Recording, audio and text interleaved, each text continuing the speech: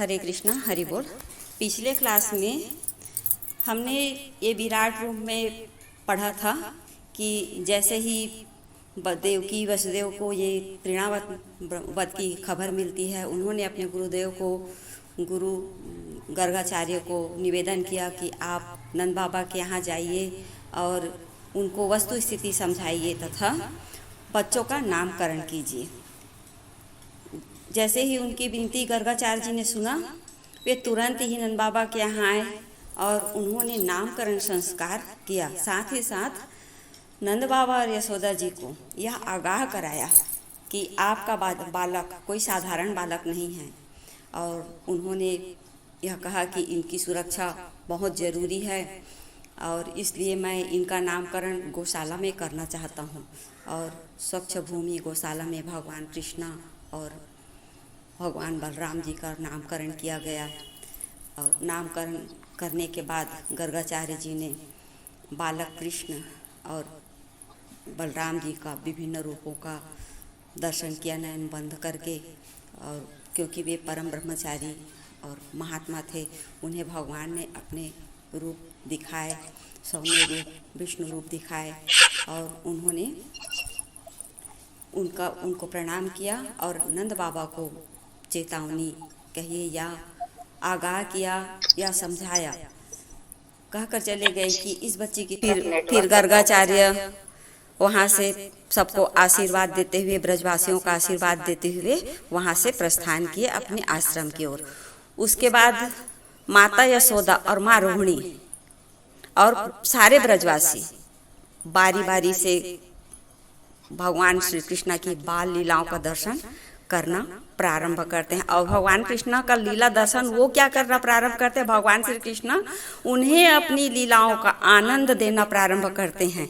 और जो बाल सुलभ लीला होती है, जिसे हर माता अपने बच्चे के रूप में जो देखती है, प्रायः हम सभी माताएं देखते हैं अपनी हमारे बालक कैसे कैसे हरकत कर रहा है, कितना उपद्रवी है, किस तरह से खेल रहा है, कहाँ जा रहा है, कैसे कर रहा है, घुटनन चल रहा है।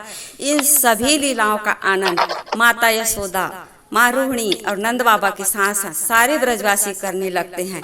इसी के दौरान माखन चोरी लीला की कथा बताई गई थी, जिसमें गोपियां उलाहना लेकर माँ यशोदा के पास आती हैं और कहती हैं कि माँ यशोदा, तेरो लाला बहुत ही उपद्रवी हो गए है, इसे जरा संभाल मैया, ये हमारे घर आता है और हमारी माखन की मटकी फोड़ जाता है। माखन तो खाता ही खाता है, दूसरों को भी खिलाता है और हमारी माखन की मटकी फोड़ जाता है। जब हम इसे डांटते हैं, फटकारते हैं, तो ये हमें अंगूठा दिखाता है और चिढ़ाता है। कभी कभी हमारे गाँव के गौशाला में जाता है और बछड़े खोल जाता है। बछड़े जाके अपनी माँ की सारे दूध पी जाते हैं। हम जब दूहने जाती हैं तो खाली बर्तन लेके आना पड़ता है।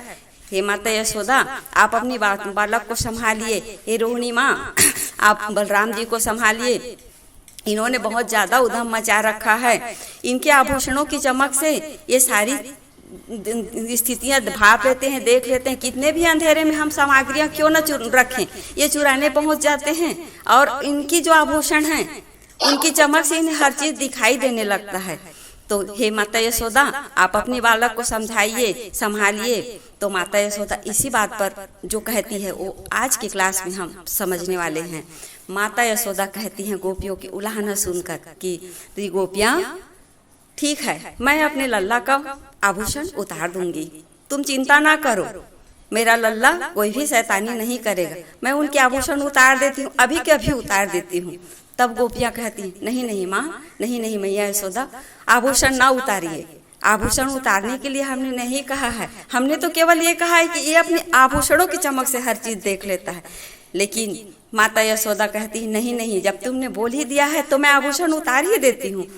तब गोपियाँ अनुनय विनय करती हैं कि माता यशोदा से कि आप उनकी आभूषण ना उतारिए, क्योंकि आपकी जो लल्ला है, उसकी चेहरे की जो आभा है, उसकी चेहरे की जो कांति है, उसकी मुखमंडल की जो चमक है, वही काफ़ी है सारी चीज़ देखने के लिए। और ये तो लल्ला, माता यशोदा, ये लल्ला जो है, कितने भी अंधेरे में कुछ भी रखो, सारी आभूषण यदि आप उतार भी देती हो तो भी इसे सब कुछ दिखने ही वाला है और ये सारी शरारतें हमारे घर में आके करने ही वाला है। तो माता, इससे अच्छा ये होगा कि आप अपनी लल्ला को संभालिए, उसे समझाइए और इसे बताइए कि ऐसे शरारत ना किया करे।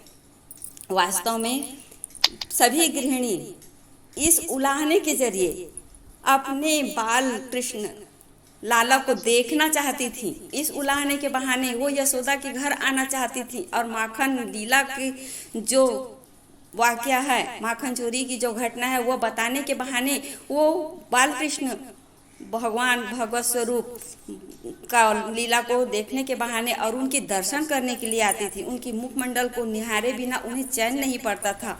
वे अपने घर में कुछ भी कार्य में लगी रहती, सारा ध्यान बाल कृष्ण हमारे नंदलाल के ऊपर रहता था और वो उस पुरुषोत्तम भगवान परमात्मा के बाल रूपों को हर क्षण अपने नैनों में बसा लेना चाहती थी, हर क्षण उनकी ध्यान करना चाहती थी। बस यही कारण था कि वे बार बार माता यशोदा से आकर उलाहना दे जाती थी और उनकी नटखटपन के बारे में उन्हें बताकर बार बार शिकायतें करती थी और कहती थी, देखो ना ये किस प्रकार सारा बदमाशी करता है और शैतानी करके एकदम सीधा साधा बनकर खड़ा हो जाता है, और यदि मैया हम इसे कुछ करने ना दें और हटाएं वहाँ से जहाँ हमारी दधी और माखन रखा हुआ है, वहाँ से यदि हम उसे हटाने के प्रयास करते हैं तो ये और दूसरे तरीके का बदमाशी करता है। जितनी भी शरारत है इसे कैसे सूझ जाती है।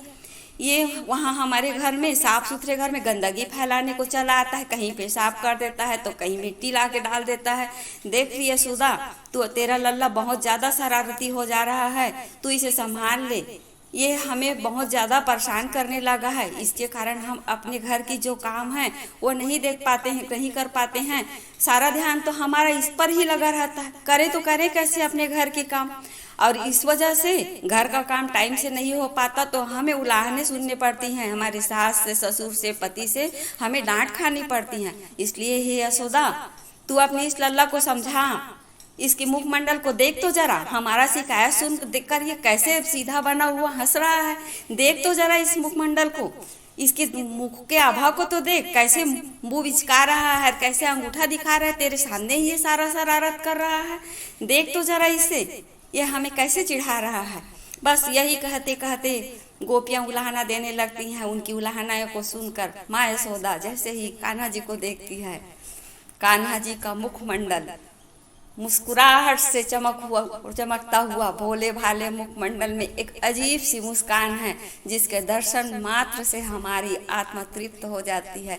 यह कथा हमें अपनी आत्मा की तृप्ति के लिए बहुत ही सुलभ बाल लीला बताती है, और इस कथा में माँ यशोदा, माता रोहिणी और गोपियाँ भगवान श्री कृष्ण के बाल मुख को देखकर, उनके मुखमंडल के चमक को देखकर, उनकी भोली सी मुस्कुराहट को देखकर परम आनंद को